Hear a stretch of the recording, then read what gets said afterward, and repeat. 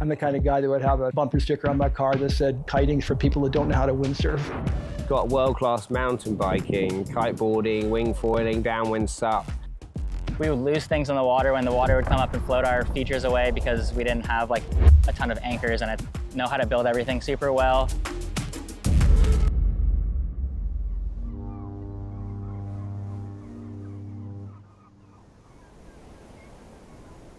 Nestled in the heart of the Columbia River Gorge, Hood River is a small town with a big reputation. Known for its stunning natural beauty and strong, consistent winds, this area has become one of the biggest meccas for wind sports in North America. The large number of participants bringing in tourism revenue has not only supported the largest local industry on the continent, but also influenced city government support for all things kiteboarding, including the creation of the world's only public kite park. Mike Kitt moved to Hood River in the early 80s and witnessed the entire evolution of wind sports and the town. My name is Mike Kitts. I'm from Hood River, Oregon now. I've been here since 1984. I'm 73 years old. I got into wind sports in 1978 in Key West, Florida. We got to Hood River and it was very windy, and that's what we were looking for. So we have home and you have wind. And so we bought our property here within 10 days and never looked back. And if it's, if it doesn't blow one day, you can go mountain biking, you can go snowboarding, you can go whitewater rafting, you can do a million different things, biking. I mean, everything under the sun is here for you if you're a sports person. The first kite here was a guy named Corey Rossler and his dad figured out how to, they were experimenting with it. He had water skis and his dad would be out on a jet ski and he'd go out at the end of the lines and he had to hold the kite up to get it out of the water because there was no flotation device on it. So that's how he got going. And it was really fast, it looked really dangerous.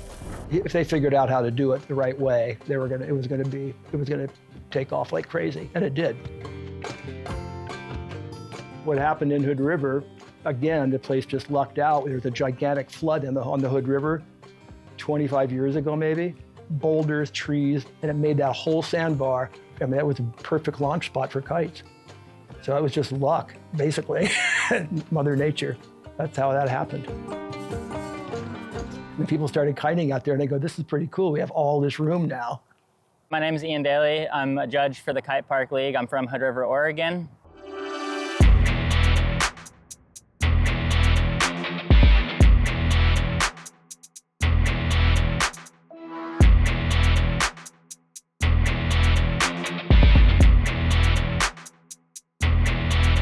Probably starting in 2003 or 2004, there's a group of guys who were into wakeboarding. They built a small, just flat bar down at the sandbar. We actually used to kite from the spit. You couldn't really kite anywhere else in Hood River at that point. We were kind of like the outlaws or whatever. You couldn't like go to the windsurf launches and do it. I've seen the slider park scene grow here from literally just being a couple guys, Ian Daly and Dylan Thompson.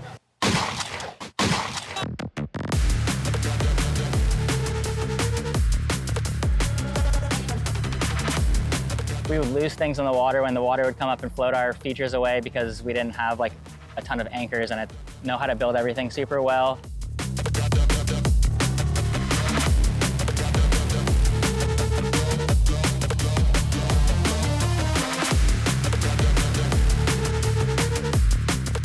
And now seen it into a full-blown HDPE park that's out there all season. People can ride at any point. Fumble a bag, now I will not fumble a bag. Fumble a bag, now I will not fumble a bag. Act like you know how this goes.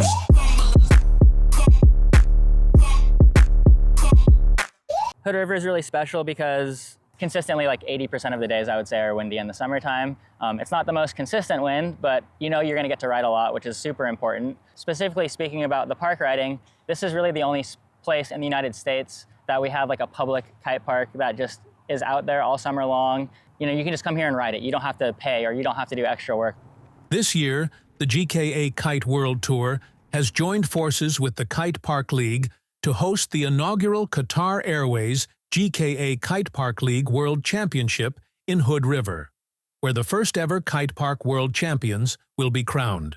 really happy to see it develop into that and be open to everybody, and then to see a competition series like the KPL come in here and partner with the GKA is a big deal for the sport. It's really nice to have the GKA and Kite Park League collab here. It's really important to help kind of push the discipline back up. We've had a few slow years lately after COVID and just getting things back together. To excel in the park discipline, athletes train in every board sport: cable parks, snowboarding, and skateboarding. Cable park is honestly the best crossover that we have for training. I know Sam White specifically, he rides a lot of cable park because he has one close to his house in England, and he comes here and you can tell he doesn't miss a beat. He has all of his tricks still. I was always drawn to riding park because I loved the aesthetics of it. I always thought it looked really stylish. Oh my God, I'm just playing with them now, yeah. Oh my God, what she saying, say it loud, yeah. I can't respect it, I'm in the gym, but I am not flexing. Came from a Ford, I'm needing a Lexus. Shooting like Luke, I told him I'm next, shit.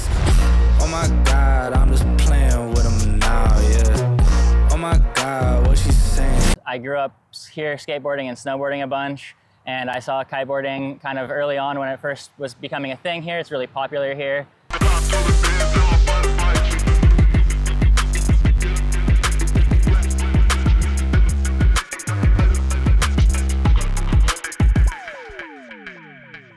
After months of training both on and off the water, some of the biggest names in the sport have signed up for this event in Hood River, eager to be the first to etch their names on the World Championship trophies.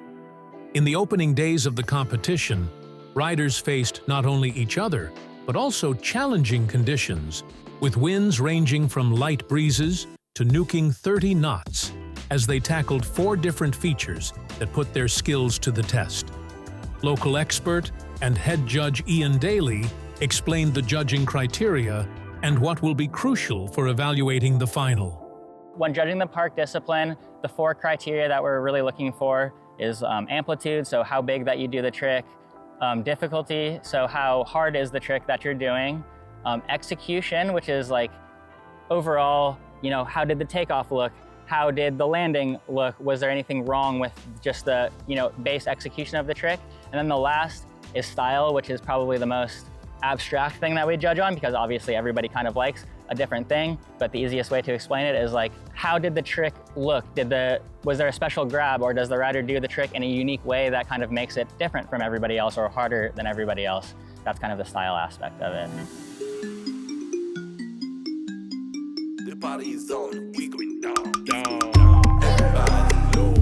Only 7 men have advanced to the final: Sam Light, Jack Ryder, Ramiro Gallart, Ewan Jaspan, Noe Font, Brendan Kerr, and Eric Ryenstra. On the women's side, Katie Potter, Kristen Cooper, Lauren Holman. These elite riders are now set to face off in a first-ever Qatar Airways GKA Kite Park League World Championship in Hood River.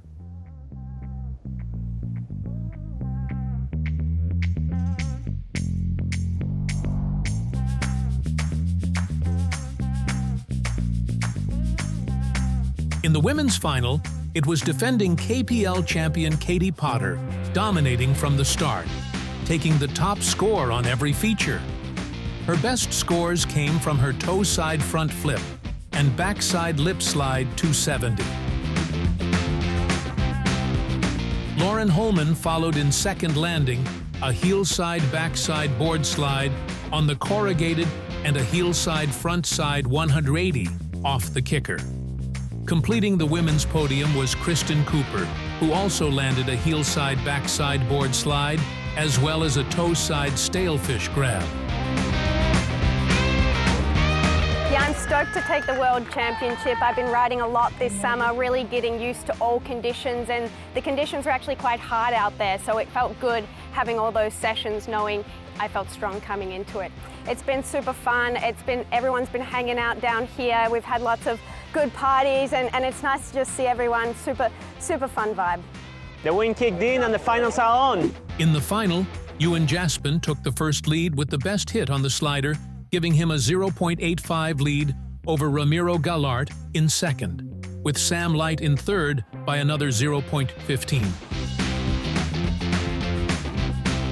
On the XL kicker, Ewan extended his lead with a toe-side backside 720. While Jack Reeder made up some ground, nailing the highest scoring trick of the event, a heel-side frontside 900. Eric Ryenstra and Brendan Kerr followed up with similar scores for a KGB and Chromo. Then in the box to corrugated things got interesting. Ewan struggled to get a clean hit, leaving room for Ramiro to drop the highest score and take the lead by 0.75. Jack had the next best hit, moving him into third place by 0.6 points ahead of Sam in fourth. The pressure was on entering the last round on the kicker. Brendan wasn't able to land a toe-side backside 540, so Eric was able to take fifth place with a G-spot. Jack stomped a heel-side backside 720 to secure his third place ahead of Sam, whose Moby Dick left him 0.3 points short of the podium.